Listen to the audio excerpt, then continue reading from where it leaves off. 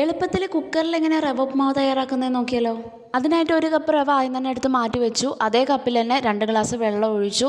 എത്ര കപ്പാണോ റവ എടുക്കുന്നത് അതിൻ്റെ ഇരട്ടി വെള്ളം എടുക്കണം. അതിലേക്ക് അരക്കപ്പ് തേങ്ങ ചിരകിയത്, ഒരു ക്യാരറ്റ് ചെറുതായിട്ട് അരിഞ്ഞത്, 4 ബീൻസ് ചെറുതായിട്ട് അരിഞ്ഞത് ഇട്ട് കൊടുത്തിട്ട് അല്പം ഉപ്പും കൂടി ഇട്ടിട്ട് നന്നായിട്ട് ഇളക്കി കൊടുക്കണം. ഇനി വേറൊരു പാത്രത്തിലേക്ക് 2 ടീസ്പൂൺ ഓയിൽ ഒഴിച്ചു കൊടുത്തു. അതിലേക്ക് 1/2 ടീസ്പൂൺ കടുക്, 1 ടീസ്പൂൺ ഉഴുന്ന്, ചെറിയ കഷ്ണം ഇഞ്ചി, 2 പച്ചമുളക് ചെറുതായിട്ട് അരിഞ്ഞതും കൂടി ഇട്ട് നന്നായിട്ട് മിക്സ് ചെയ്ത് കൊടുത്തു. ഇനി കുറച്ച് കറിവേപ്പില കൂടി ഇട്ട് കൊടുക്കുക. ഒരു സവാള എടുത്തിട്ടുണ്ട്, ഒരു മീഡിയം സൈസ് സവാള ചെറുതായിട്ട് അരിഞ്ഞത് എടുത്തിട്ട് നന്നായിട്ടൊന്ന് വഴറ്റി കൊടുക്കണം. എന്നിട്ട് നേരത്തെ അളന്ന് വെച്ചിട്ടുള്ള റവ കൂടി ഇട്ടിട്ട് കുറച്ച് നേരം ഇളക്കി കൊടുക്കുക.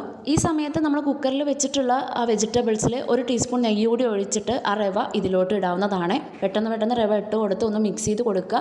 എന്നിട്ട് വിസിൽ വരുന്നത് വരെ വെയിറ്റ് ചെയ്യരുത്.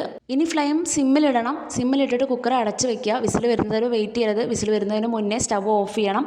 ഓഫ് ചെയ്തിട്ട് 5 മിനിറ്റ് കഴിഞ്ഞാൽ കുക്കർ തുറന്ന് നോക്കിക്കഴിഞ്ഞാൽ നല്ല സോഫ്റ്റ് ആയിട്ടുള്ള റവ ഉപ്മാവ് ഇവിടെ റെഡി ആയി കഴിഞ്ഞു. ഉപ്മാവ് ആർക്കും ഇഷ്ടമല്ലെന്ന് പറയില്ല കേട്ടോ. എല്ലാവരും ഒന്ന് ട്രൈ ചെയ്ത് നോക്കണേ.